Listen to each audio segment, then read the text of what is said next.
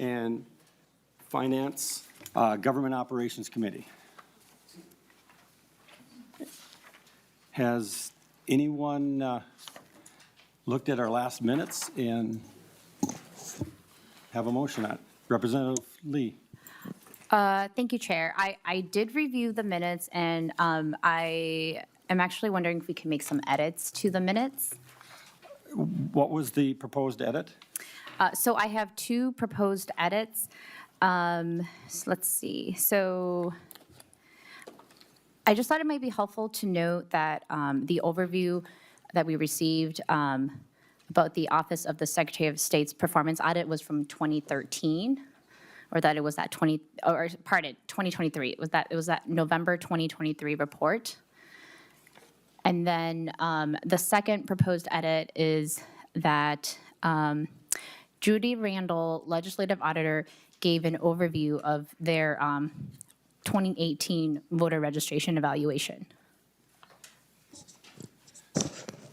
Representative Lee, how about if it's just stated on both the most recent?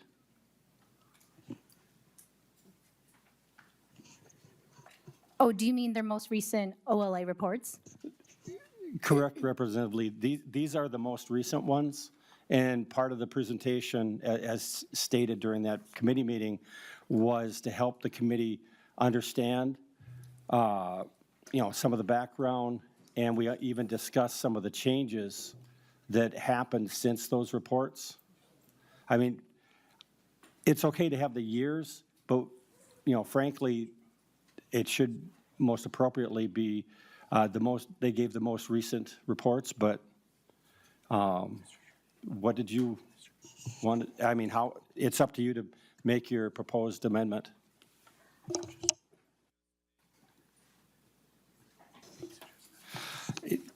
The other thing we could do is just lay over the minutes till the next meeting, and then we can talk offline and get them in a version. That way we aren't doing minutia when we've got some bills before us. Yeah, understand. We have really important bills before us. I just wanted to make sure that it was actually that we did not, that the minutes reflected that we did not have a discussion about the voter registration process, but that it was just that 2018 OLA report.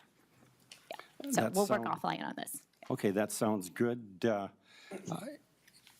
Anyone want to move to table the minutes? I'll move to table the minutes. Yeah. Okay. All in favor? Aye. Aye. Opposed? Table. Next, if Representative Engen would come up to the testifiers table, and we will hear House File 72. And state your name and go ahead. Thank you, Mr. Chair. It's great to be back in the Elections Committee. I was here for a very short-lived period of time, but you couldn't keep me away. So I want to share with you House File 72 this morning, this afternoon. What time is it? Members, House File 72 is about one thing and one thing only: eliminating the inherent conflict of interest that arises when politicians are able to appropriate money to the same organizations who finance and fund their reelection efforts. In 2023, $1.1 billion in state appropriations went directly to earmarked nonprofit organizations who, under current state law, are eligible to donate directly to candidates, party units, and political groups who have a vested interest in partisan election outcomes that benefit their ideological persuasions. The bill before you today would simply ensure that the tax dollars received by nonprofit organizations are not being spent on influencing the outcomes of elections, but rather being used to benefit the public good, as was originally intended and approved by the legislature upon appropriating money to that said organization. This bill will bring to heel a large portion of the unethical and irresponsible dark money campaign apparatus that voters on both the left and the right agree needs to end. In essence, this would return political influence to the voters we work for, instead of the organizations who utilize their nonprofit status for both personal or political gain. And I will yield for any questions there, Mr. Chair. Thank you, Representative Engen. And since I recognize you from being part of the committee, and I believe Representative Altendorf is going to move your bill. Yeah. Chair Quam, please move HF 72. Or To the general did I make a register. motion? I make a motion. Yeah. I'd like to make a motion to please move HF 72. To the general register. General register. Yeah, some of the people are a little bit, newer. The motion would be to move HF 72 to the general registry. Chair, I'd like to please move HF 72 to the general register. Thank you. And Representative Engen, you're completed with your Yes, I am. intro. Thank you, Mr. Chair. Yield for any questions. Is there any, Representative Greenman? Thank you, Mr. Chair. And just before I ask a few questions, is your intent to hear the bill and then to entertain amendments after we do questions? Just sort of wondering how you want to, I think that there's a couple of amendments. Representative Greenman, the thought was that if there were questions to the bill itself, and then we would move on to the amendments, and we can debate each amendment as it comes forward. Thank you, Mr. Chair. Thank you. And thank you, Representative Elkins, or Engen, also not on the committee, Elkins. Question for you about, because I have an amendment to potentially make this more useful, but when we talk about organizations that spend money in elections, 501c3s by law, according to the IRS, cannot spend money in elections. Are you aware of any grants to nonprofits that are 501c4s or other organizations that can spend money in elections? 501c. Representative Engen. Thank you, Mr. Chair. 501c4s are limited to expenditures outside of their mission statement. It's supposed to be 49% or less of their mission statement on other expenditures. So 51% must be going towards their direct mission.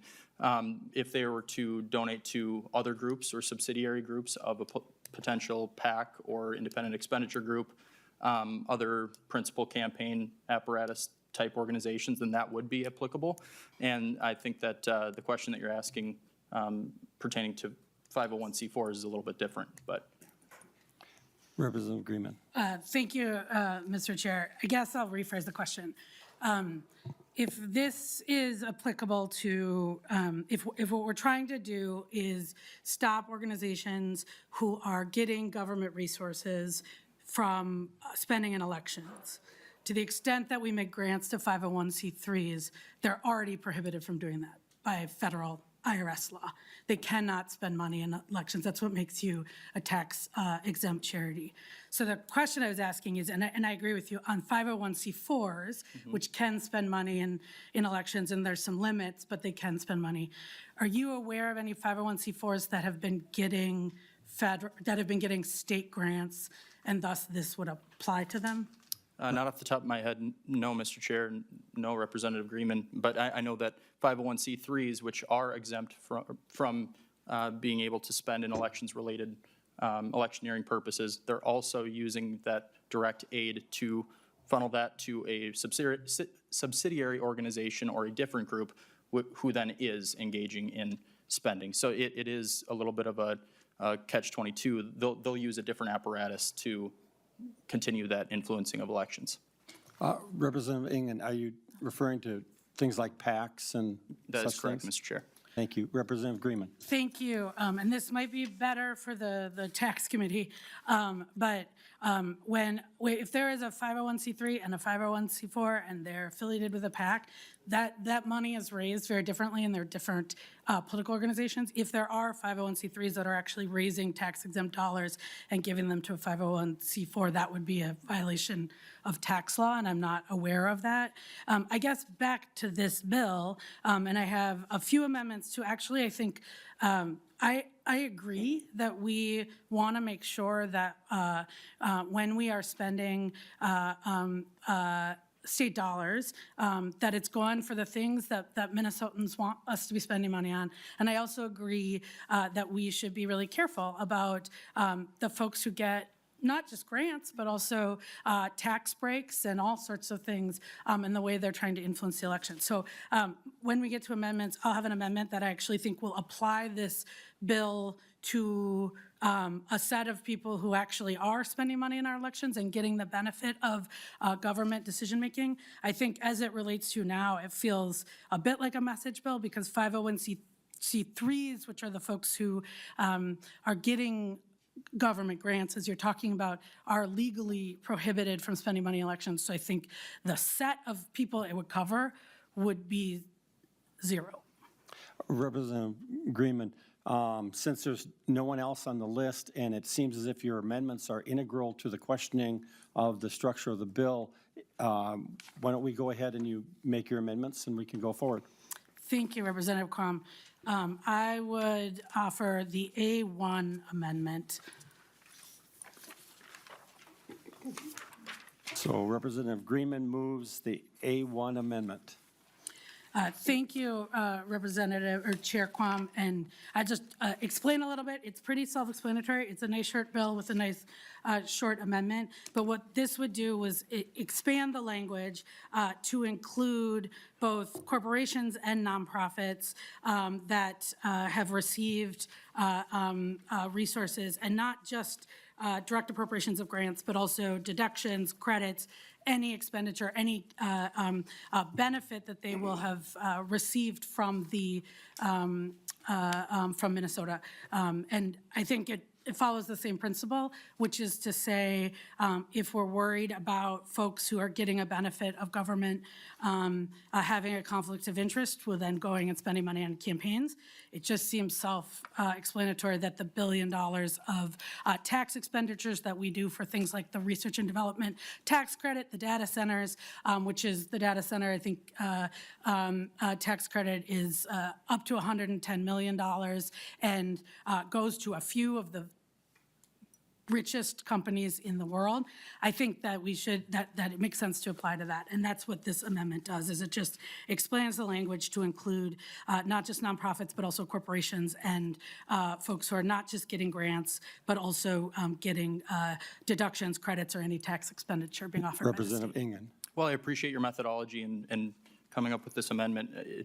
It's outside the bounds of what we're looking at here. We're looking at direct appropriations to a specific organization who's then using that money outside of the purview of performing said duty that the legislature had appropriated that money for, and then going outside of that to spend in political related spending. So I'd love to work with you offline on something that narrowly tailors to this amendment that you're looking at bringing here, but I think it is outside of the purview of what I'm trying to do here, and for that reason, I'd request a no vote on it.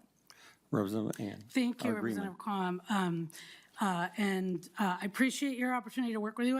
It's disappointing because if the goal is to create both transparency and avoid conflict of interest, and I think we should be for avoiding conflict of interest. I think we should be a model, unlike what's happening at the federal level. It would just make sense that, I mean, you can name Meta is one of the biggest beneficiaries of the data centers tax credit. So to me, by not sort of expanding it to both corporations and to the other ways that that folks get direct dollars from the state, just mostly seems like a political bill. And I would look forward to keep working with you, but think it's a pretty self-explanatory of an amendment. Representative Engen. Thank you, Mr. Chair. And maybe this is a question for nonpartisan, but I believe that nonprofit organizations may issue a donation directly to a campaign in the state of Minnesota, while I know for a fact that corporations cannot do the same. Is that something that could be verified? Mr. Gehring. Mr. Chair, Representative Engen, that is correct in some respects. It sort of depends on the type of organization it is. I actually see Mr. Segerson in the back row who might be able to talk a little bit more specifically about the types of nonprofits that might contribute to a committee under Chapter 10A. So the answer is it depends. Sorry to put you on the We spot. do have a couple of empty seats there if you want to enlighten us.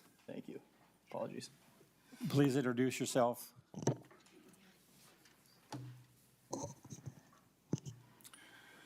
Good afternoon, Mr. Chairman and committee members. My name is Jeff Sigurdsson. I'm the Executive Director with the Campaign Finance Board.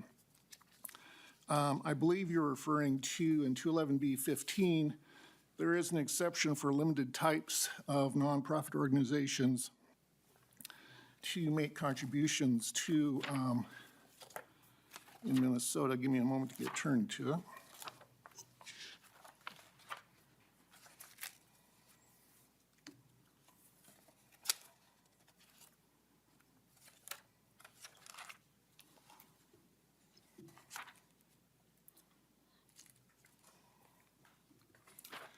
And yes, Mr. Chair and members, 211B15, subdivision 15 provides that a nonprofit corporation is exempted from the prohibition on making contributions if it is not organized or operating for the principal purpose of conducting a business. 2, has no shareholders or other persons affiliated so as to have a claim on its assets or earnings. And 3, was not established by a business corporation or a labor union and has a policy of not to accept significant contributions for those entities. Any other type of association that is not a for-profit corporation in which to donate it over $750 into Minnesota politics would have to form a political fund. That sort of association has to report through to the board through a political fund, which reports the general treasury money that it's moving into its political fund. Usually it's going to be donations from its members for if they're going to make contributions directly to candidates or party units. If they're going to make donations to independent expenditures, then they can take corporate contributions and move those into a political fund that's for independent expenditures. Thank you, Mr. Sigurdsson. Representative Greenman. Thank you, Mr. Chair. And I guess I would go back to it. I think we say nonprofit in the Senate rooms. Thank you, Mr. Chair. I guess we go back to the term nonprofit means different things, right? There's 501c4s, there's 501c5s, there's 501c3s. And when we talk about, and I think in your introduction, you talked about nonprofit grants, both directly legislatively appropriated as well as direct appropriations. Those are 501c3s. And this is a federal tax law issue. And so when we talk about nonprofits under campaign finance, those are, unless they are violating federal law, which I don't think you are accusing folks of, then we're talking about C4s and maybe C5s, maybe associations, and those are not the organizations that are receiving legislative grants. And so I guess I go back to, if the principle is trying to say people who are individually benefited, I mean, there's nothing that stops Meta, for instance, from having a political fund that is the Meta political fund that is their money going into political funds. They're reporting it. So I think that it's sort of a distinction without the difference. But I guess what I would say is if the goal is to say for folks, we should prevent people who are receiving direct benefits from the government, from state spending or expenditures or anything else, if that's the goal, keeping it narrow on a set of nonprofits that by federal tax law can't actually participate in elections doesn't seem to accomplish that goal, and also misses, I think, where a lot of the spending is coming from, which is the corporations that have consolidated so much wealth in our system. Thank you, Representative Greenman. Final words, Rep. Engen. Thank you, Mr. Chair, and thank you, Representative Greenman. Again, I'd love to work with you offline about this. I'm specifically talking about the $1.1 billion in direct earmarked grants to nonprofit organizations through this very legislature in the year 2023 that is going towards groups that do have an influence over election outcomes and can spend in doing so. So again, I appreciate the comments, but I'm going to request a no vote on the amendment. Okay. All in favor of the amendment? Mr. Chair, could I request a roll call? Roll call has been requested. Please take the roll. Representative Quam. No. Representative Altendorf. No. Representative Acomb. Yes. Representative Coulter. Aye. Representative Davis. No. Representative Gordon. Representative Greenman. Yes. Excuse me. What? Representative Gordon, what was your vote again? Representative Lee. Yes. Representative McDonald. No. Representative Roach. No. Representative Vernig. Yes.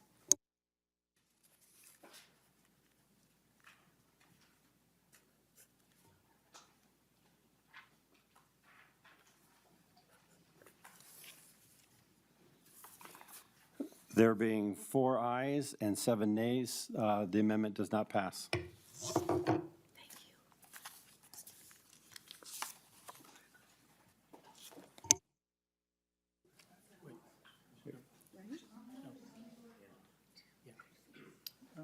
Right? No.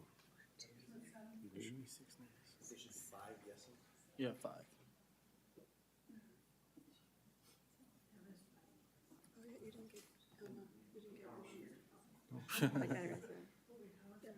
Okay.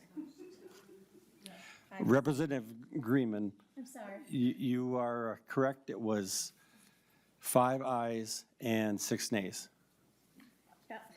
And it still did not pass.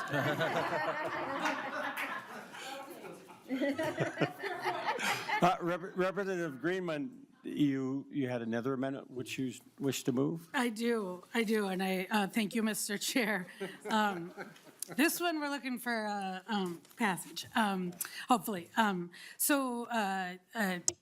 Representative Engen, this is disclosure bill, so this actually wouldn't change in your bill who it applies to, what it would do, and this is a bill that is about this issue that we have of, to the point of people giving to other organizations that make their donations transparent or opaque, not transparent.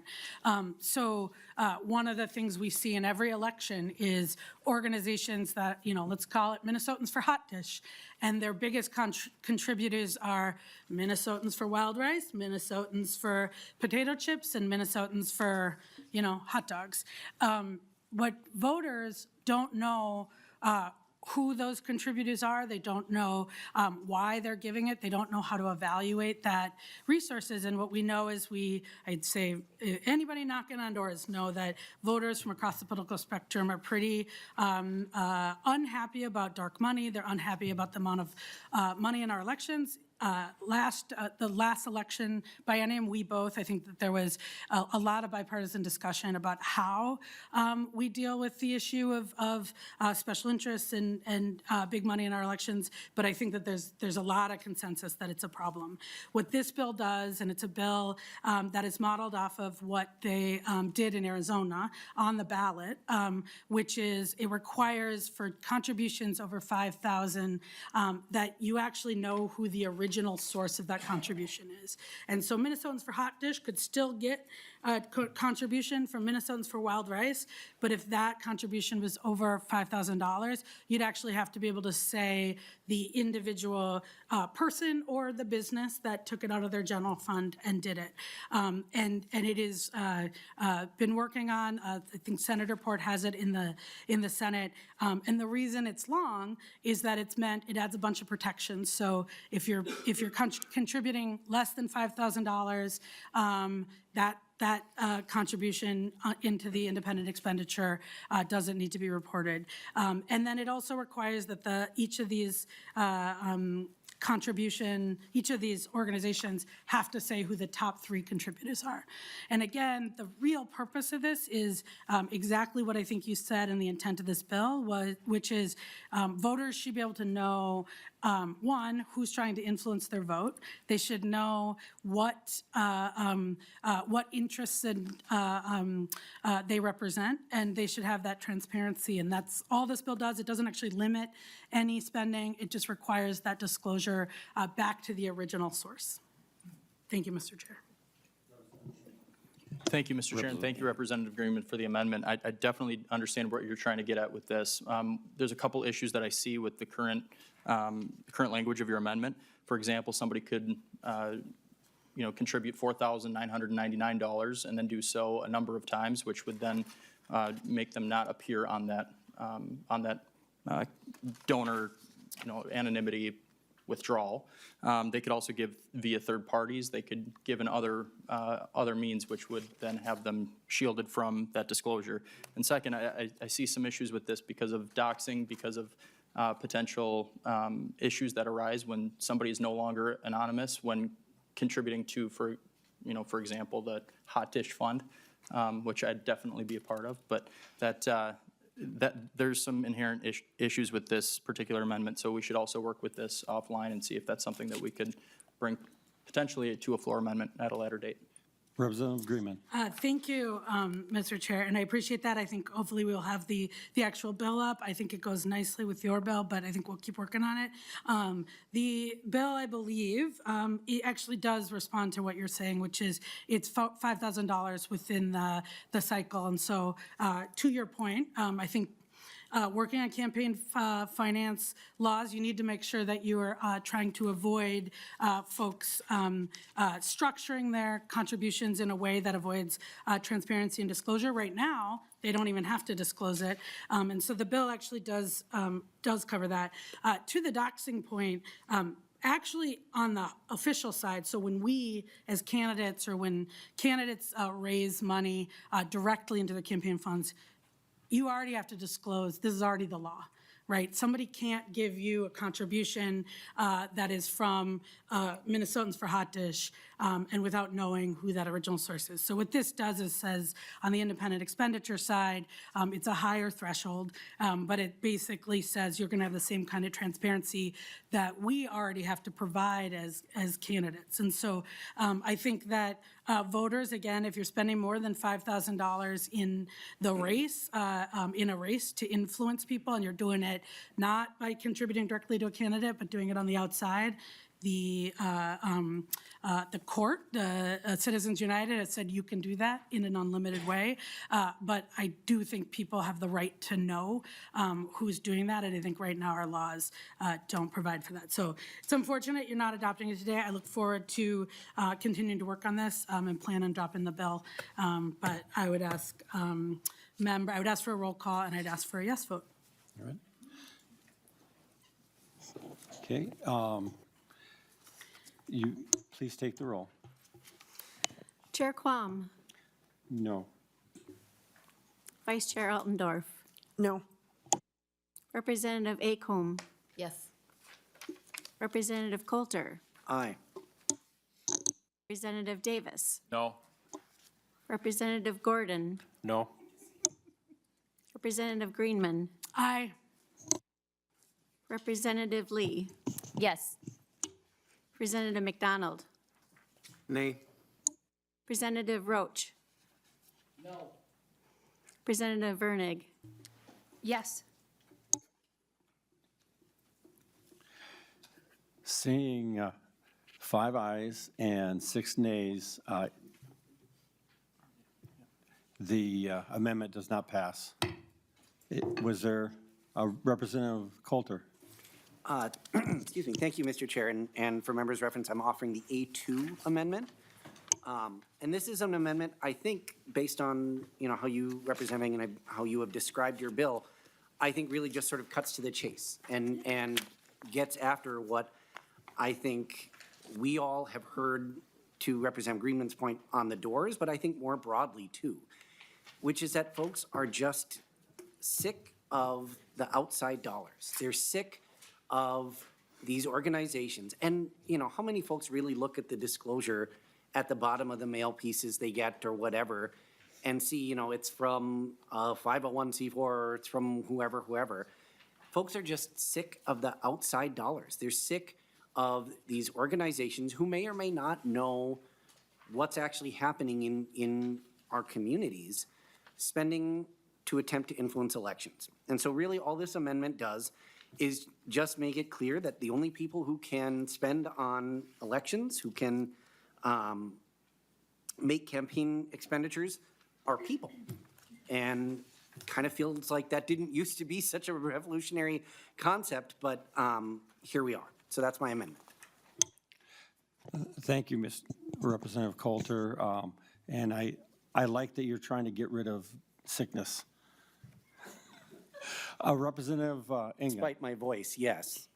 Thank you, Mr. Chair, and thank you, Representative Coulter, for the amendment. I believe that this would actually create some inherent constitutionality questions, and this would be litigated potentially all the way up to the Supreme Court, where they've already ruled on this. So with that being said, I'd love to work with you offline as well, find out ways where we can crack down on that dark money that is influencing a lot of our elections. In particular, my bill is trying to address the $1.1 billion in direct appropriations towards nonprofit entities who received money in 2023 alone. But again, would love to work with you offline about this, but I would request a no vote on the amendment. Representative Coulter. Thank you, Mr. Chair. And I do want to emphasize a point, first of all, that Representative Greenman made, that it sounds like from some of the comments that have been made here that we are alleging violations of federal law. I serve on, well, I guess we all serve on committees that have heard direct appropriations from the state, and I'm not by any means encyclopedic, but I am certainly not aware of any state appropriations, grants, et cetera, that have gone to 501c4s. And 501c3s are prohibited under federal law from spending on elections. So it first of all makes me wonder, I mean, if that's the issue, if the issue is people violating law, then I don't know that we need to be rewriting the law. But I will just request a roll call on this amendment. Thank you, Representative Coulter. Please take a roll. Chair Quam. No. Vice Chair Altendorf. No. Representative Acom. Yes. Representative Coulter. Aye. Representative Davis. No. Representative Gordon. No. Representative Greenman. Aye. Representative Lee. Yes. Representative McDonald. Nay. Representative Roach. No. Representative Vernig. Yes. Seeing 5 ayes and 6 nays, the amendment did not pass. Representative Engen, a closing? Thank you, Mr. Chair. And again, this is about making sure that Minnesota's elections are determined by Minnesotans. And anything we can do to crack down on the dark money campaign apparatus that's currently creating an inherent conflict of interest amongst both legislators and those entities and organizations, we should try to fix. So I mean this with sincerity. I want to work with you guys on the other side of the aisle when it comes to finding amendments or ways in which we can agree on eliminating some of this. So please, if we could talk offline, I'd be more than happy to do so. But to Representative Coulter's point that this simply isn't happening, I would refer to Dina Winter, who actually did a very large deep dive into some of the $1.1 billion in spending that was appropriated in 2023. One of the organizations, Ishurun, was appropriated over $4 million in state money, and then later on went to file a 2020 political action committee, kind of a side gig alongside this nonprofit. And their 990 is showing that both the nonprofit and the PAC is registered out of the exact same address, and utilizing state funds interchangeably with that PAC. So this is an inherent conflict. It's something that we should crack down on, and it's something that we should say no more to. So again, thank you to the members of the Elections Committee for the lively discussion and debate, and I'd love to continue working with you guys offline about this. Thank you, Mr. Chair. Thank you, Representative Engen. Representative Altendorf, did you want to renew your motion?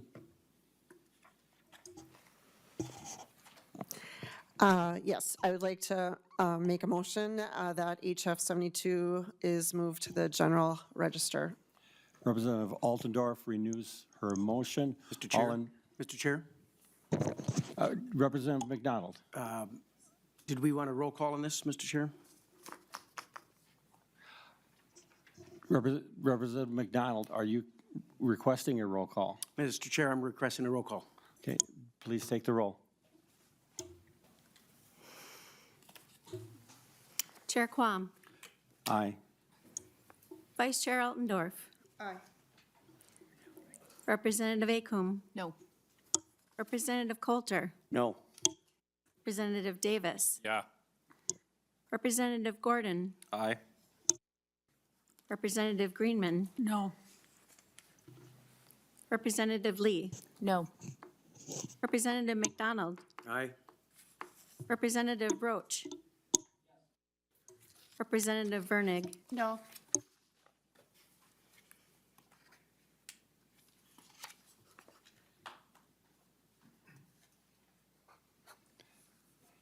There being 6 ayes and 5 nays, the bill passes. Thank you. And I'll be handing the gavel over to the vice chair and invite any testifiers to join me for House File 69, or 66.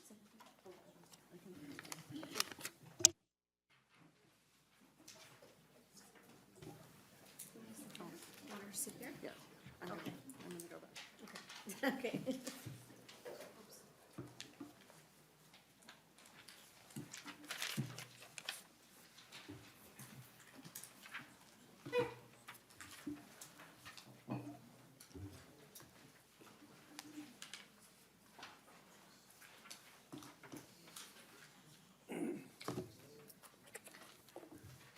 You should ask more questions.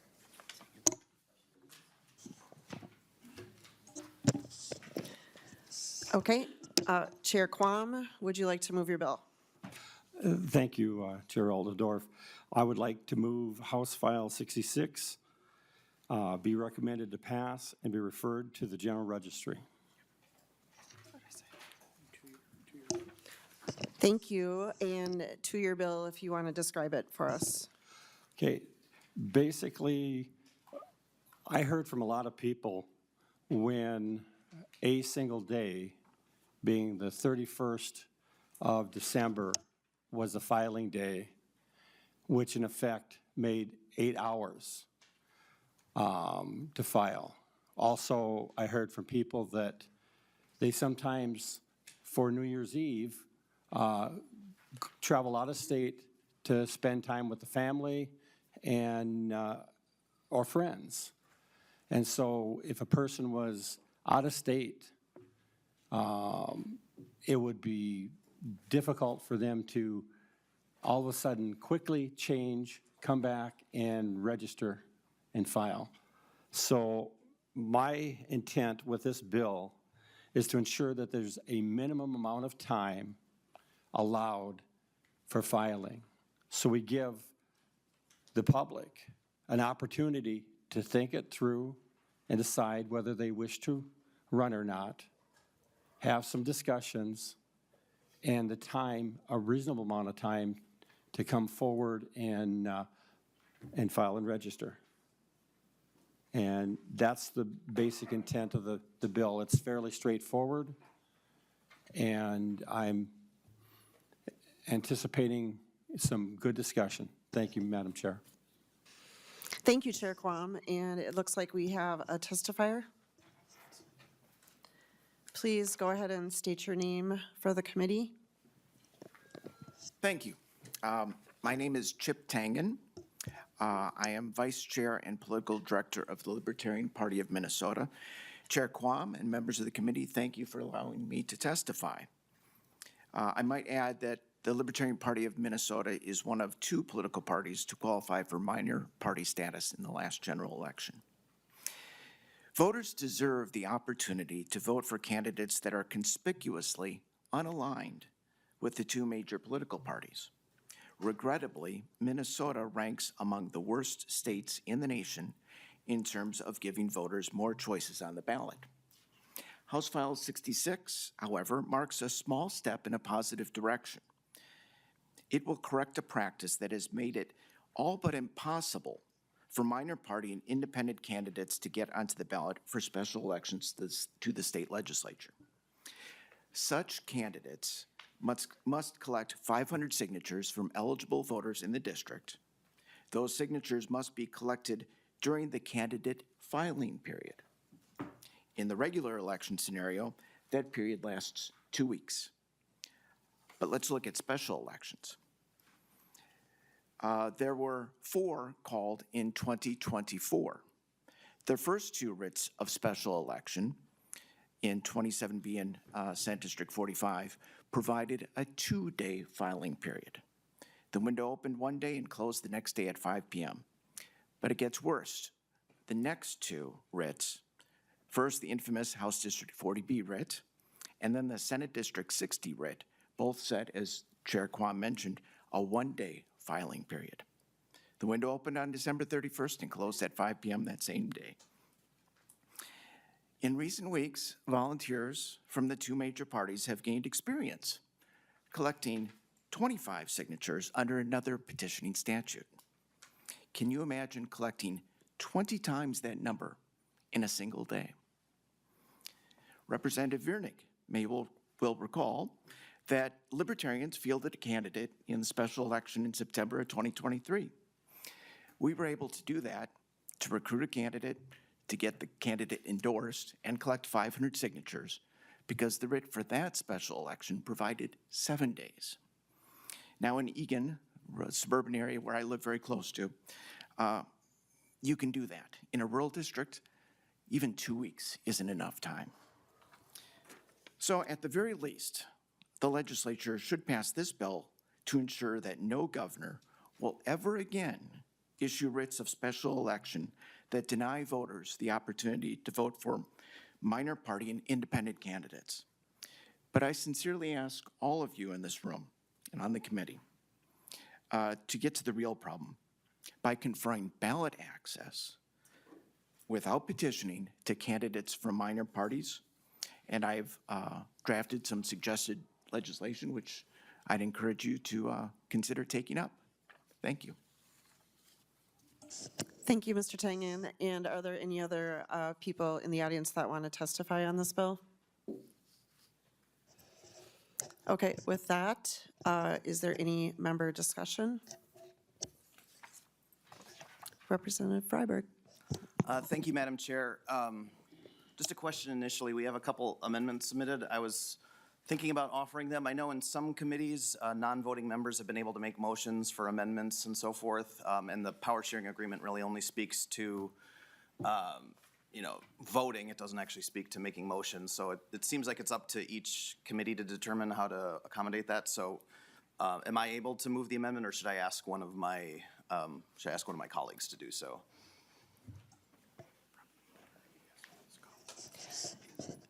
Thank you, Representative Freiberg. We would prefer if another member just moved it for you. That would be great. Sure. Just pick somebody, say, sitting next to me. I'm wondering if Representative Lee might be interested in moving the A2 amendment. Representative Lee.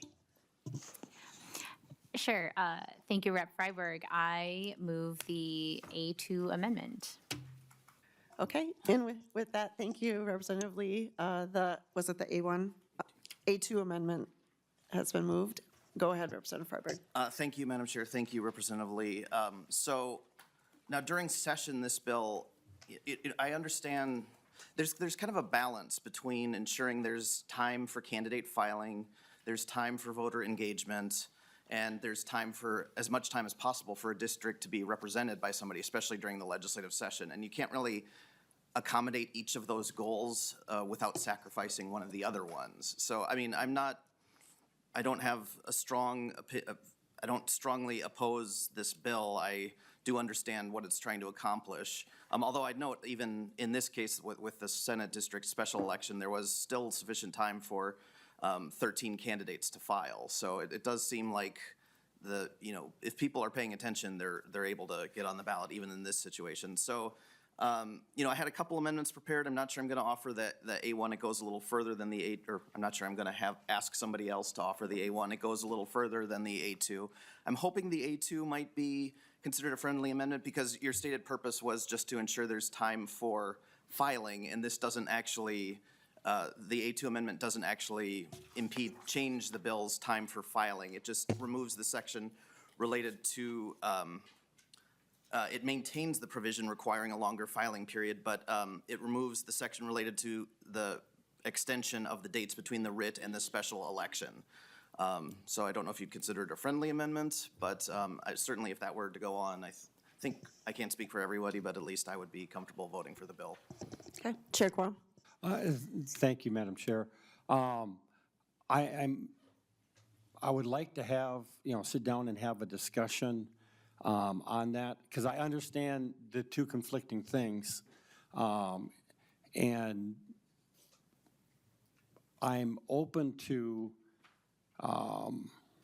maybe making a change, sitting down. I'd like to maybe have a few people involved in that discussion because of all of the back and forth, that happened recently, to get a good idea of how, if we're going to adjust that, to do it during session, during session time. So not at this time, because I think we need a little bit further discussion, and I don't want to ignore some of the arguments that maybe were made in court that I'm not aware of, about the timing and et cetera.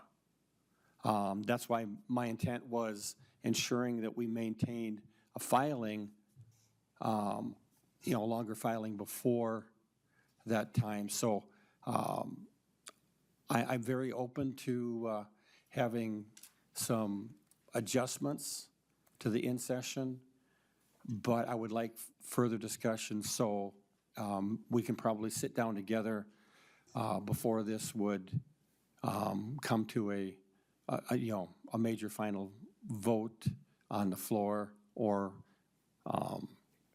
anything like that. So I would, at this time, vote no for the amendment. Yep. Go ahead, Representative Freiberg. I'm sorry, was the motion to move this bill to the general register? Okay, I'm seeing nods. So, I mean, I don't have a vote on this committee, at least at the moment, but I appreciate your commitment to working on this before it comes to a final vote. I mean, I guess, for the members on my side, I mean, if you feel really strongly, I'd still encourage you to support the amendment, but if you feel really strongly, like I said, there's three different things you're trying to balance. It's the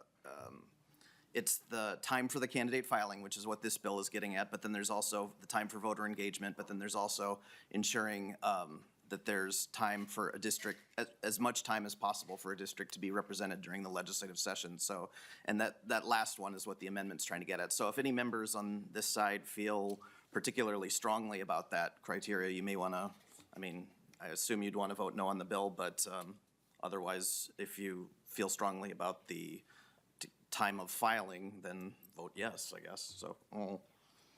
Chair Quam, did you have anything further? Any further discussion? Okay, we'll take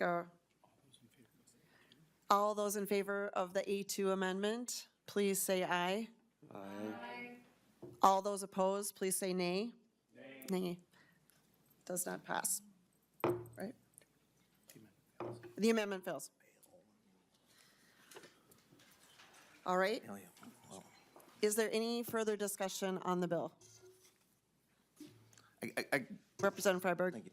I guess, Chair Quam, would you consider laying the bill over so that we could vote on it in the meantime? Or, not vote on it, discuss it in the meantime and discuss these issues, or just out of curiosity?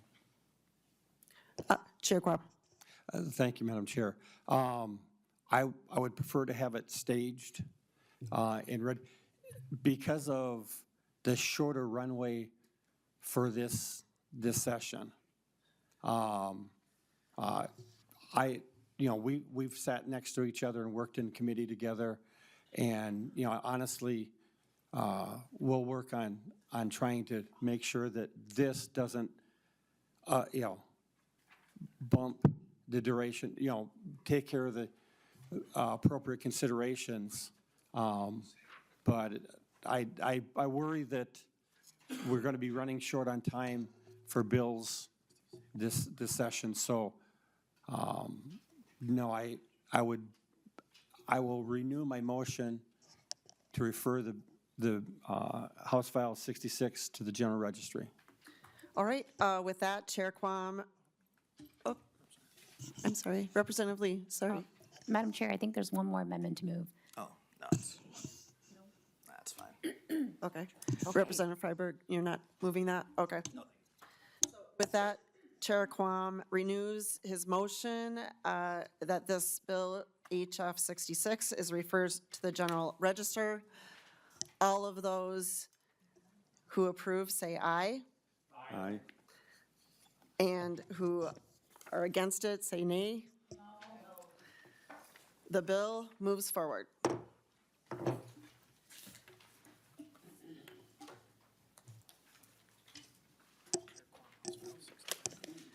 Chair Quam has another bill, House File 69.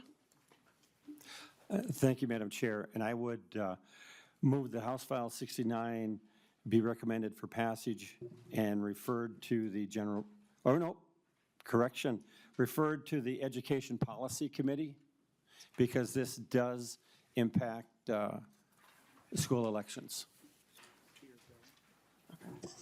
And to your bill, Chair Quam. Thank you. There's been a strong effort to try and improve voter turnout for elections in the state of Minnesota.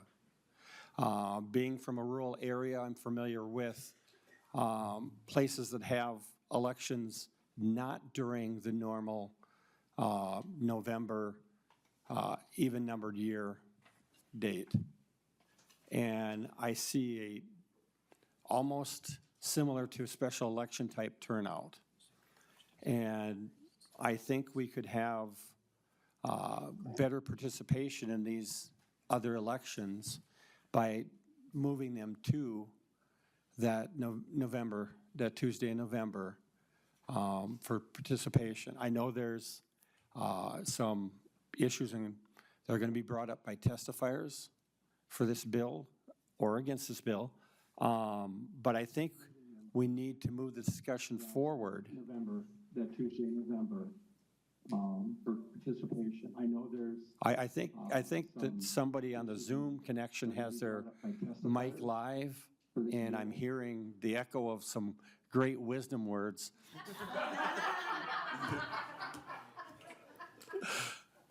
Thank you. He's muted now. Go ahead. Well, I'll use a better voice so it'll carry better on the Zoom. But frankly, I really feel that if you have it so that more people vote, you get a truer voice of the people in elections. And a lot of the complications come from school elections.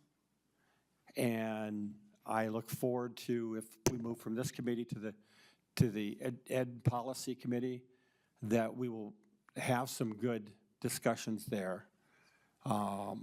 I don't know if this will make it all the way to the floor, but I think it's past time where we look at how we can unify elections to more common dates. We made a step, I think in 17 or 18, to try and have four times if they're going to have specials.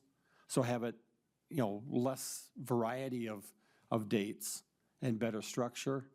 And I think this would be another step towards having better participation in all the elections.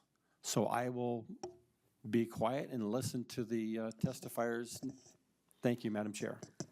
Thank you, Chair Quam. And with that, we do have some testifiers, so we'll move right to the first one, which is Greg Abbott, and he is online.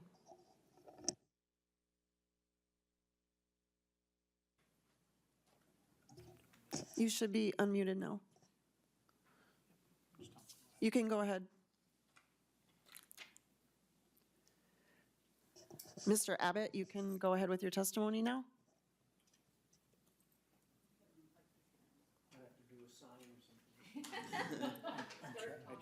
Thank you, Chair Quam and members of the committee, for the opportunity to testify today. My name is Greg Abbott, and I represent the Minnesota School Boards Association, as well as the Association of Metropolitan School Districts. We are in opposition to House File 69 because we feel it is unnecessary. It's a mandate that further erodes local control of school districts. School districts already have a clear and established process that it was set by the legislature to determine their school board election years, making this bill not necessary. The history of school districts choosing between odd and even year elections goes back to the 1990s, when the legislature wanted to move May school board elections to November. As part of the agreement, schools were granted the flexibility to choose even year or odd year elections, whichever election cycle best suited their local community. At the time, 168 chose odd year elections, while 172 operated in even year elections. In 2005, the federal government passed the Help America Vote Act. It required special voting machines like the Automark, moved elections to an optical scan system, which required public testing of equipment, renting machines. It made the process more complex and more costly. In the past 20 years, all but 25 school districts out of 331 have moved to even year elections, including 3 school districts in the cities of first class. It is this puzzling part of the bill that also says the legislature trusts the locally elected school boards in Duluth, Rochester, Minneapolis, and St. Paul to make a decision on whether they think odd year or even year school elections are best. But that same trust isn't there for those same locally elected school boards in the other 25 school districts. This bill would force the remaining 25 districts into even year elections, breaking the contract set when school district elections were moved from May to November. It is also an unnecessary mandate that erodes the decision of the local community. Those 25 districts have stuck with an odd year election because they believe keeping these nonpartisan races out of a very partisan even year election system gives people a better understanding of who is running and keeps the focus of odd year elections on school issues. This mandate is not needed when only 25 out of 331 districts remain in odd year elections. The legislature has trusted school districts for over 30 years to make a local decision on whether to have odd year or even year elections. We don't believe there's any evidence that this flexibility has created problems or confusion. A mandate to force the remaining districts into even year elections is unwarranted and disrupts the system that is already functioning well. MSBA believes the legislature should keep that trust with our locally elected school board members. Thank you for allowing us to testify on the issue. Thank you, Mr. Abbott. And the next testifier is Pierre Willett. Please state your name and go ahead. Thank you, Madam Chair. Representatives Pierre Willett with the League of Minnesota Cities. While we acknowledge the motivation behind House File 69, uniformity across the state, efficiencies and cost savings for elections, and generally increased voters in even year elections, the League of Minnesota Cities remains opposed to this legislation. The League always seeks to preserve local decision-making authority, and currently, about 30 cities across the state have their local elected elections on even number years. Cities sometimes choose this path because they believe in statewide general elections, those running for office have little room to get their messages across, have trouble getting to their voters, and voters can't focus on issues during what we all witnessed in the last all-encompassing hyper-partisan election. Many cities listen to their residents and feel a change is needed one way or the other. For instance, St. Cloud recently went from an even to an odd year election through a referendum, and the city of Barnesville did just the opposite. Lastly, the League also seeks to preserve a city's ability to choose an alternative voting method like RCV, which would not be possible under current law if they were stripped of their right to hold elections in odd-numbered years. Again, we feel strongly that we should preserve cities' local authority to do what they think is best for their communities and should have a choice for what is right for them. Thank you. Thank you for your testimony. And up next is a testifier, Jim DeMay. Please state your name. Hello, thank you. My name is Jim DeMay, and I'm a school board member in what I call the somewhat independent school district 621, the Mounds View Public Schools. I have been involved in Mounds View Public Schools as a student, volunteer, parent, alumnus, and now as an elected school board member since 2019. I would like to actually thank everybody in the legislature for your support of our schools. The state of Minnesota has strongly supported our students and our efforts over the many years. I'm also the vice chair of AMSD this year. I'm here to testify against House File 69, or the bill requiring school elections to be held on even years. As a local elected official, I'm very sensitive to new mandates from the state and federal government. We operate in a myriad of rules and regulations. While all are well-intentioned, and many are proper, these mandates erode local and community control. Some mandates are costly, some are not. Some make good sense, and some are overreach. It's often a matter of where you sit. We have a long history in the Mounds View School District of odd-year elections. Odd-year elections allows our community to focus upon our school issues. Our most recent election in the fall of 2023 fielded 11 candidates for 4 seats. Our local Lions Club, Optimist Club, our local League of Women Voters, and our local parent-teacher organizations at our elementary schools hosted candidates, debates, and forum. These forums were well-attended and covered by local newspapers and local cable outlets. It was a vigorous and informative debate about our local school issues. Our voter turnout was strong. I think people think that only a few folks show up to these. We had over 14,000 people vote in the Mounds View School District, and the only issue on the ballot were the 4 seats. In comparison, our 30% of registered voters turning out was more than the presidential primary in 2024. The cost? The Ramsey County Election Bureau has administered our 2023 election, and the cost was $28,600. The Mounds View school leaders chose to do this because we believe that the election operates well for our community. A large fear in us moving, have our local elections moved to the fall ballot on the even years is we'd be buried and lost. While some school districts prefer even year elections, that is their local choice, and I respect that choice. Minneapolis is different from Murray County different from Mounds View. We choose to have a focused local debate about our schools every 2 years. Even year ballots have presidents, governors, congressmen, state legislators, judges, and many people on the ballot. I read an article this weekend that the 2026 U.S. Senate race may cost over $50 million. And as all you well know, a competitive state house race cost about $90,000 without independent expenditures. In the Mounds View School District, our local school boards races have historically cost below $5,000, involving a lot of yard signs, lit pieces, local internet and newspaper advertising, and plenty of door knocks. They are really a community affair. Local school board races will struggle to compete with the massive campaign expenditures, and our focus on school issues once every 2 years could be lost. In over my 5 years of service on the Mounds View School Board, I have never been once challenged on our odd-year election system.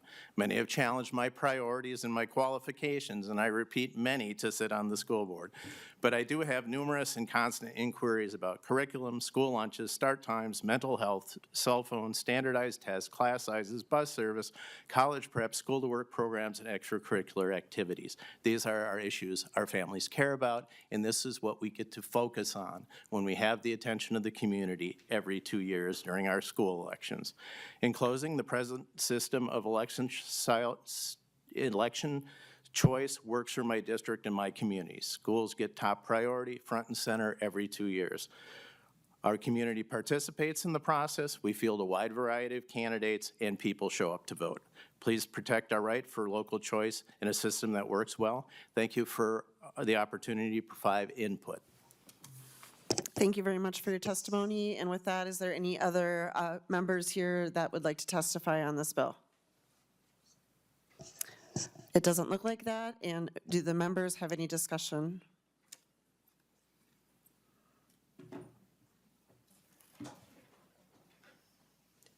Representative Greenman. Thank you, Madam Chair. Thank you, Representative, or Chair Quam. And I will say, Madam Chair, where is this headed?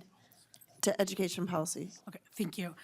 So there'll be more discussion. I was tempted to say we should lay the bill over. One of the things that I am interested about, and I share your goal of ensuring that we folks are voting in high turnout times. I was at an NCSL conference, and I think they said that Americans in one election will vote on more things than a British citizen will in their lifetime. So here in the United States of Minnesota, people vote on all sorts of things all up and down the ballot. And so I actually support the policy of trying to figure out how we ensure that voters, that we are consolidating and we're doing things in a way that voters, that makes sense for voters, not just our jurisdictions. That being said, I think that there's a lot of questions about how this would work with ranked choice voting and other things. I support a local option. I've always supported the ability of local jurisdictions to figure out what works best for them. And I think given St. Paul's experience with their moving their election date, I think we don't really know, but it's what that would do to those folks who have adopted ranked choice voting by referenda, most of them, I think. So I can't support it without having those questions. I'd love to work with you, but I do want to say I do support that policy of having and making sure that folks are voting in times where there's high turnout and not making it so that people have to vote every 6 months or so. So thank you, Mr. Chair. So I will not offer that amendment. It's going to ed policy, and I'd love to keep working on it. Okay. Thank you, Representative Greenman. And there was no particular question, right? Okay. And next on the list is Representative Vernig. Thank you, Madam Chair. Thank you, Chair Quam.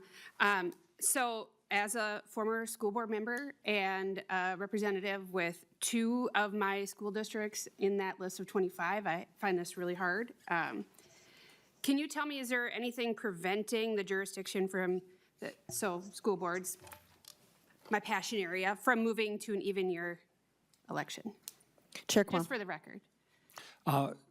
No, there isn't.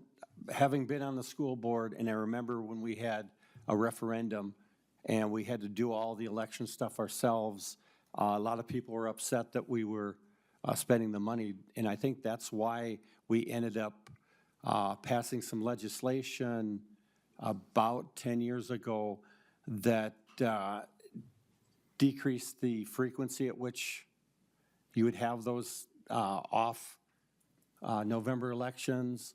And it just bothered me too when we had such a small portion of the population come out for, when you know, 30% for one of these is probably pretty good, but I'm used to, in November, it's in the 60s, 70s, and 80s for many areas. So you're getting over twice the amount of people participating. But I do understand that there's some issues.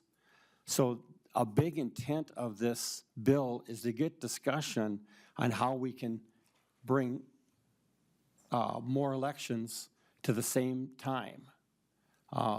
We had the same debates, hosted debates. I know in the city of Rochester, there are quite a few forums and debates held for the school board races. And so on an even-numbered year, it didn't have fewer opportunities for information, just more people turning out. So I understand Representative Greenman's, input.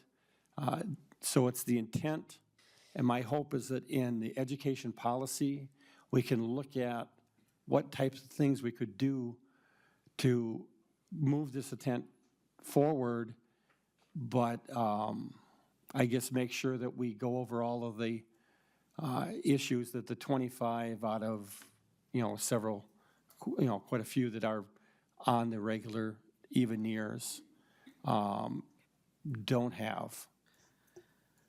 Representative Vernig, is there a follow-up? Yeah, so just so I understand that we're preempting local control and preventing local jurisdictions from making their own decisions on whether they value higher voter turnout in even years over more attention and focus that race in the odd, over more attention and focus provided for local races in odd years. So we're saying you can't make the decision as a locally elected school board member as to when that race makes the most sense for you and your community, because we want to force you to a higher, more partisan election year. Is that correct?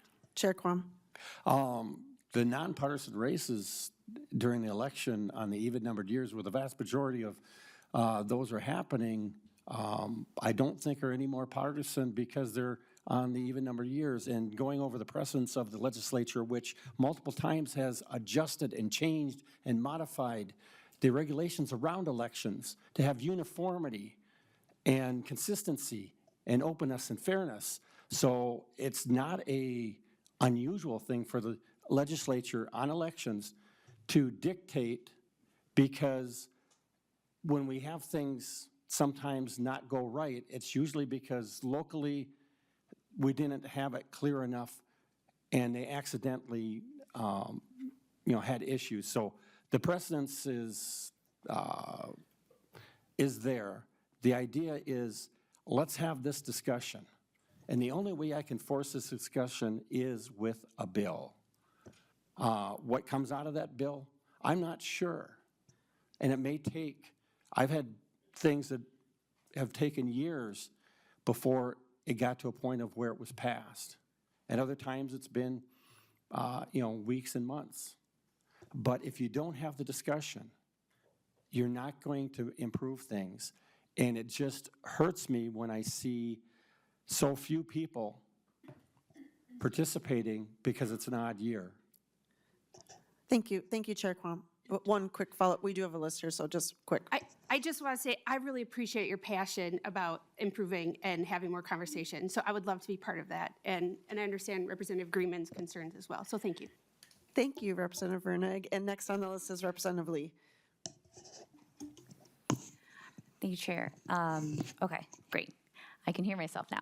So, yeah, I really appreciate the conversation here, and I think all of us want to make sure that, when we do odd year elections, especially for school board members, that parents and students know who they're voting for. And so, I think I'm just echoing my colleagues here. I know the motion is for the bill to move to ed policy, but it might be really helpful if we lay it over and work on this more. Because the question that I actually do want to ask is about ranked choice voting and how this would impact cities like my city in St. Paul, which have adopted ranked choice voting for city council and mayoral elections would work. I know we have some complications because there was a ballot question, last November, and now, our county is figuring that out. But I think it's a really important discussion to have, and I'm just curious if nonpartisan staff or the author can explain what happens if this bill were to be enacted. What happens to I think maybe 5 cities that have adopted ranked choice voting. What do they do? Oh, the question then, I was going to Mr. Gearing.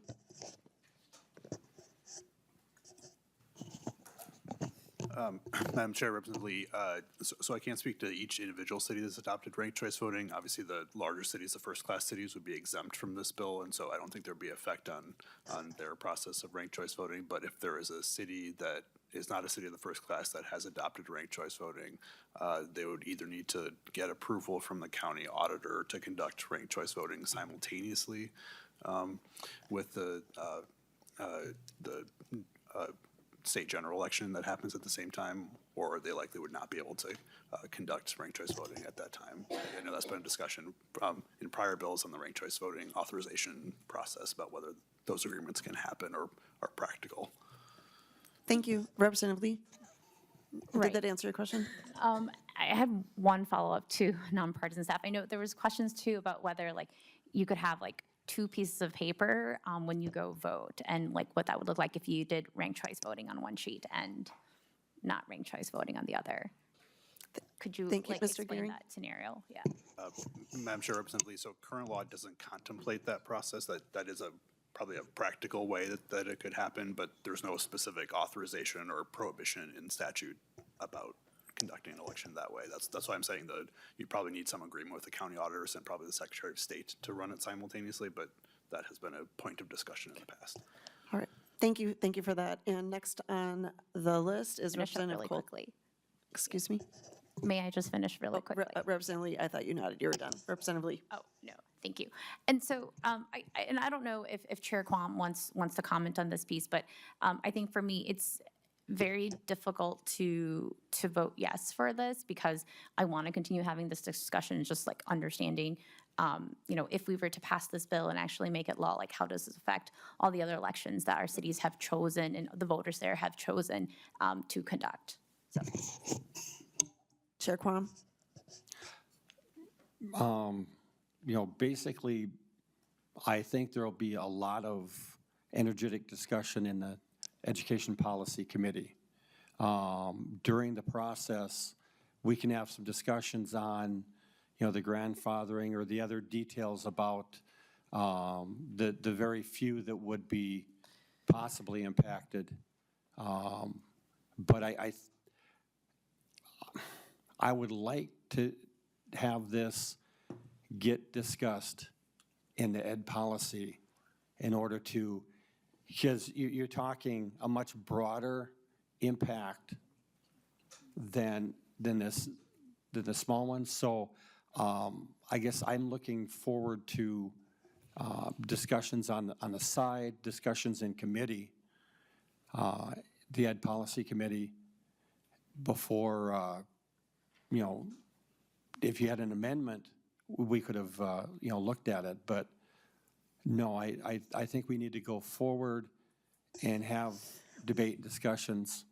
And if we had some agreement or something came up, we could always move to have it be heard again by this committee. However, we've got such a short time to do the debates, and I don't know if it will get out of the next committee or not. But I think that committee is where there's a lot of the details and argument, as you can see from the 2 of the 3 testifiers. Thank you, Chair Quam. And then now we're going to go to Representative Coulter. Thank you, Madam Chair. And I want to begin by saying that I share your view and Representative Greenman's view. And I'm glad to hear that it's a wide view that we should be doing things that maximize voter participation. As somebody who also comes from the world of local government, I will confess I'm a little bit torn on this bill. So because I agree that it does, odd year elections do allow for a more focused conversation. But we had, for example, in the city of Bloomington, we had our highest turnout election in 2023 ever in city history, and it was still below 40% turnout. So I kind of struggle, I'll be honest.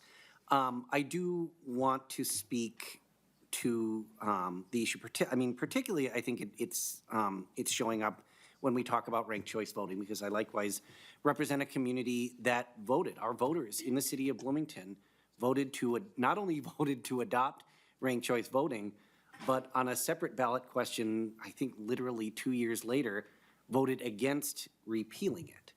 And so given that sentiment that exists within my community, I think that's a big issue for me, that we would potentially be reversing the stated intent of the voters of my community. So I guess I don't necessarily have any particular questions, but I wanted to raise that up because I do represent a community that uses ranked choice voting. The other thing I wanted to raise up, and this I know particularly applies to my hometown because we are also a charter city, but Section 9 of the bill, the law becomes effective July 1st, 2025, and then it says no later than January 1st, 2026, the governing body must adopt a plan for a transition. So I represented a charter city, and I checked our city charter just to make sure, but it specifically states in our city charter that elections must happen in odd years. And I know that the provisions requiring ranked choice voting are also found within our charter as well. So this would be basically a 6-month runway for a pretty significant charter change within the city of Bloomington. And, you know, I don't know if that would be the case necessarily in other charter cities. And charter changes are not, those of us who have been on city councils in charter cities know, those are not easy to do in a short amount of time. And so my concern, I think the intent of this bill is good, I really do. But I think some of the details that frankly really should be ironed out in the elections committee are just not quite there yet. So that's why I am reluctantly not supporting the bill today. Thank you, Representative Coulter. Next is Representative Engen. Thank you, Madam Chair, and thank you to the bill author. I have appreciated the conversation today. I represent 5 cities and 3 school districts, and some of them have odd-year elections, some of them have even-year elections. One of my cities has adopted ranked choice voting, and because currently they can choose to do even year if they want, I'm going to be a no vote on the bill. I do appreciate some of the nuances that have been brought up and the potential areas for working together. But at this point, and because of the ranked choice issue, I'll be a no vote, but thank you. Thank you for your comments. And Representative Freiberg, you get to go clean up. Thank you, Madam Chair. It's probably the only place in the world where I would do that. So thank you for bringing this bill forward, Chair Quam. I appreciate the intention to increase voter turnout in these elections, because local elections are extremely important. I'm a former local official myself. And I know there are members of my caucus who are sympathetic to that argument as well. But we've also had this discussion about ranked choice voting and how this would remove the ability. I count 3 cities. Minneapolis and St. Paul are cities of the first class. They have ranked choice voting, but since they're cities of the first class, they would not be affected. I believe Minnetonka, St. Louis Park, and Bloomington are the 3 that would be affected by this. So, I mean, is it your intention in drafting this bill to remove the ability of those cities to adopt ranked choice voting, or is it just sort of a byproduct? Chair Quam. I believe the language for the cities of the first class was specifically because of the, allowing sort of an exemption for them with the ranked choice. And if there was an amendment or a discussion on how we could cover some of the issues with the charters and the others, I'm very open to looking at what we could do on that. The main intent is, that's a small side thing. The main intent was just to get more elections during the high turnout days, and that's the main intent. But I don't want to burn up any more time than we are, because I understand there's an important bill that's about to be before us. Thank you, Chair Quam. Representative Freiberg, you have a follow-up? No, this is important. This is important stuff. We can discuss this. It's fine. So, I guess, would you be open to the follow-up question? Then, would you be open to like laying this over so that we can work through that issue with ranked choice voting? I think you might get at least one member of my caucus to vote. I can't say for sure, but to vote yes if you're able to kind of like take care of the issue related to ranked choice voting, but then retain the ability of these cities to, or I guess require them to have even year elections, but fix that issue related to ranked choice voting, since you said it's not your intention. Chair Quam. Basically, vastly more involved are, I believe, the schools. And so we could work on some possible language on the side while at the same time taking care of the discussion with the schools and education policy. So as I said before, I'm open to the possibility of recalling it to this committee, but I think we need or like to have the debate and action in the education finance, and then we can come back after more, after sitting down and talking about possible, amendments or different language, because as you noticed, noted, most of the people that vote in ranked choice elections live in cities of the first class. And so, yeah. Thank you, Chair Quam. And with that, Representative Freiberg. Just a closing comment, I guess, then. I mean, I would hope maybe after this bill goes to the Education Finance Committee, it could come back here so we could look at some of those issues. I mean, in the meantime, I don't think we could support this just because of the impact it would have on ranked choice voting, so I would encourage my members to vote no on this until that issue can be addressed. Thank you, Representative Freiberg. And with that, just side note, but this is ed policy. I think both of you said ed finance that it was going to go to. So it does need to go there. It does need to go to that committee. And so at this point, Chair Quam, we're going to renew the motion I can't see, for this to be referred to the ed policy committee. I almost said it too at this time. So all those agree, say aye.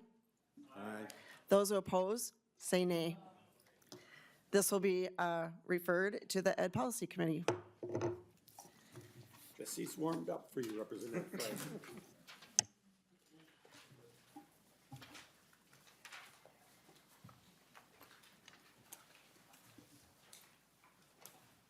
Jesus.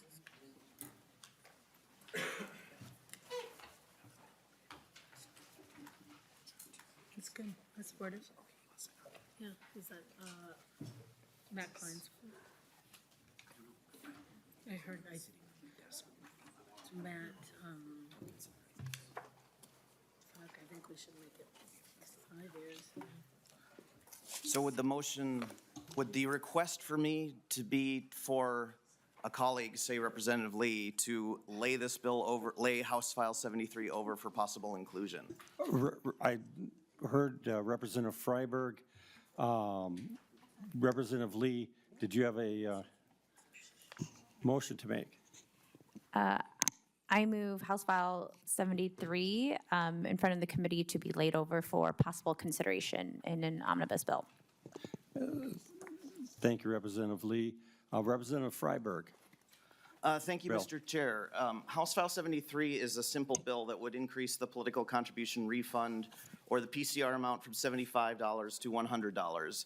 There's a letter of support for this bill in your packet from Clean Elections Minnesota. The letter notes that publicly financed donor refund programs such as the PCR empower individuals to make meaningful contributions to candidates they support and enhance voters' ability to participate in electoral campaigns. This is particularly important in the wake of the U.S. Supreme Court's decision in Citizens United, which unleashed a flood of corporate spending into our elections. The PCR program has been around for over 40 years. I believe it was implemented initially in 1990. The maximum refund amount was initially set at $50, and it did not increase for decades. We finally were able to raise it to $75 in the last biennium, but that's still well below its initial value when you factor in inflation. So the bill is a simple bill. It just raises the amount to $100, which is what I think what was introduced to a couple years ago. I'm kind of interested to hear the discussion on this one. Representative Freiberg, do you have a person that would move the amendment you have? Sure, why not? Okay, I move the A1. Thank you, Representative Lee. Yeah, so this amendment is the PCR Modernization Act, and I have to give a lot of credit to Representative Kristen Bonner, who's worked really hard on this bipartisan bill. When Chair Quam graciously offered to hear the PCR increase bill, I thought it was an opportunity to create some efficiency in the process and incorporate this bill since they are so closely related. The Modernization Act was slated to be included in last year's tax bill, but unfortunately that bill fell by the wayside at the end of the session. The PCR Modernization Act updates the program, as its name suggests. One of the drawbacks of the program is that reimbursement requests have to be submitted by regular mail. The amendment allows donors to file for a refund electronically through the Department of Revenue website. The Campaign Finance Board is required to provide receipts to parties and candidates that contain a unique identifier number that will allow the Department of Revenue to verify the contribution with the Campaign Finance Board. Receipts are only issued for donations in excess of $10 under this proposal. Is there discussion or questions? Representative Freiberg, I want to say that I have heard from both sides of the aisle a desire on your amendment language to get that through, and you and I can work together and having that included in a, an omnibus election, technical corrections, whatever that bill looks like. And I think we should have a meeting with Secretary of State Simon and make sure that, we get language set up so we don't have any issues. But I do like that amendment language. I know there's some concern about the other portion about, the dollars in that program with a deficit coming. But I don't see any additional discussion. Did you have a comment? No, I appreciate your support. Like I said, I think this provision in the A1 amendment, which we're considering now, has bipartisan support, and I appreciate the vote of confidence from the committee, and once again, just want to acknowledge Representative Bonner's hard work on this issue. Representative Greenman. Thank you, Mr. Chair, and thank you, Representative Freiberg. I think I remember having this conversation with when Representative Torkelson was lead on the committee. There was a lot of interest, I think, within both caucuses. I think we all want to make it easier to use, since what it is about ensuring that grassroots, the folks in our districts, can participate and can make their voices heard.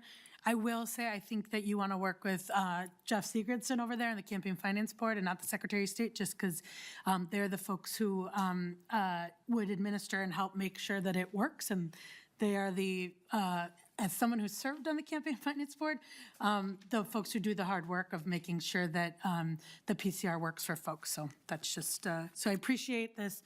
I hope, I will vote yes, and I hope we collectively can vote yes on this amendment. Thank you. Thank you. And Representative Greenman, the discussion that we'd have with Secretary of State is on the technical corrections.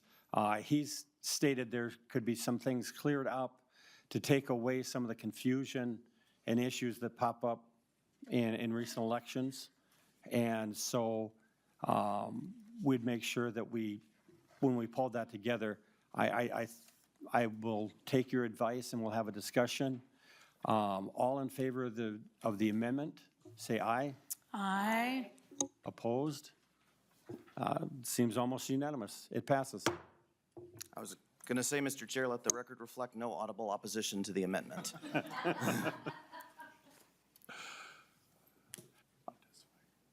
There is a testifier, and would Ibiso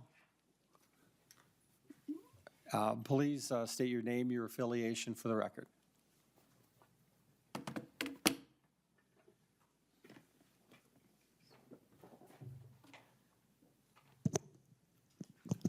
Mr. Chair, members of the committee, my name is Ilali Ibiso from Clean Elections, Minnesota, and I'm here to testify in support of HF 73 that would increase the maximum refund for political contributions in Minnesota elections from $75 to $100 for individuals and $200 for households.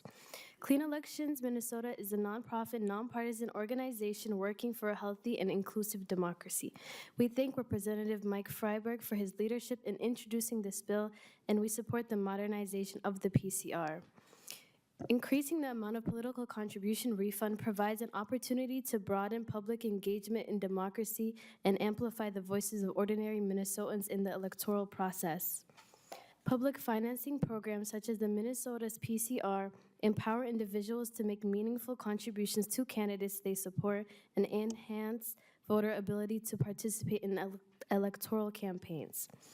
In 2010, the U.S. Supreme Court Citizens United decision unleashed a flood of money into our political system by finding that corporations have a constitutional right to free speech and to spend unlimited money to promote or defeat candidates for office. Since then, money has flooded into elections, much of it so-called dark money through groups that don't disclose their donors. A clean election is financed in such a way that lack of wealth does not prevent qualified candidates from seeking and holding office. This bill will also increase the importance of small donors to candidates and increase participation by an economically and geographically more representative group of citizens. A recent Pew study found that reducing the influence of money in politics is a top policy priority for a majority of Americans, regardless of race, age, or political party affiliation. Americans across the country and the political supreme spectrum agree that the outsized influence of the wealthy few in our politics harms our democracy. In 2023, the legislature increased the amount of the refund for $50 per individual to $75 with bipartisan support. Increasing the amount to $100 for individuals and $200 for households would increase the voice of everyday voters, regardless of political affiliations. Wealthy special interests look out for themselves, not everyday Americans. HF 73 can reduce candidates' dependence on big money and is good for our democracy. We've submitted a letter that provides more detail in your packets. Clean Elections Minnesota urges this committee to vote to advance HF 73. Thank you for giving me the opportunity to testify today. Thank you. Members, any questions? Representative Freiberg? Sorry, the testifier was just asking if there was any, I know in some committees, the testifiers have to sign in. She was just asking if she should. Okay. Thank you. Thanks, appreciate it. Any final comments, Representative Freiberg? Oh, well, thank you, Mr. Chair. I appreciate your willingness to hear this bill. You know, I don't know what the final budget target may end up being for this committee. I don't know if this is realistic even or not. The PCR increase, I do think the PCR Modernization Act has a very minimal cost, and that I could definitely see as something moving forward. But if we are given a sufficient target to also cover the increase, I think it's a good way to ensure that the voice of ordinary people is represented in our election system and our campaign finance system. So I appreciate your consideration. Thank you, Representative Freiberg. And with that, the House File 73, as amended, is laid over for possible inclusion. And I believe we have completed our committee, and it's nice to see that we agree on a fair amount of stuff, and we have a good debate, and thank you. Because of some mandatory meetings on Wednesday, we will not have a committee, so the next committee meeting, so the next one will be next Monday at the same G23 and 1 p.m. And with that, we are adjourned.